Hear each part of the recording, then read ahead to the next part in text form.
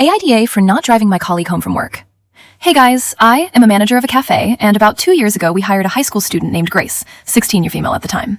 Now, Grace relied on her mother to take her to and from work. However, over the last 18 months or so, her mother has become very flaky with picking her up from work, often texting her an hour before she's meant to finish, with some lame excuse as to why she can't pick her up from work, and that she'll have to get someone from work to drop her home. The excuses are never reasonable, like, I have to work late, as her mother is actually unemployed and takes advantage of government unemployment benefits. So her excuses are actually like, I'm going to the movies, so can't pick you up. Now, whenever she asked for a lift home, either one of my other colleagues or myself would begrudgingly take her home, as she was technically a child at the time, and we morally couldn't leave her stranded. I always told myself, however, that once she turns 18, legally an adult in my country, that I would stop taking her home, as she is now old enough to fend for herself. Grace is now 18 as of last month, and the day finally came that she asked me for a lift home. Her mom's excuse this time was, I'm going out for dinner with friends tonight, so I can't pick you up as I have to get ready for that.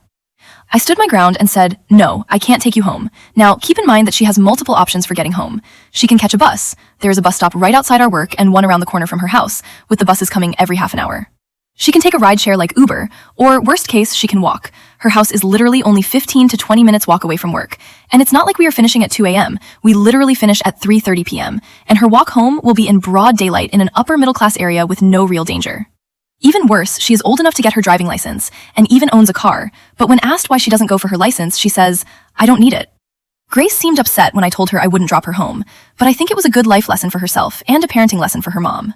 When I got home from work, I felt a little bad about the situation and asked my roommate if I had done the right thing, and he said I was an asshole and should have just taken her home instead of being stubborn, and it's not my place to be giving life or parenting lessons out.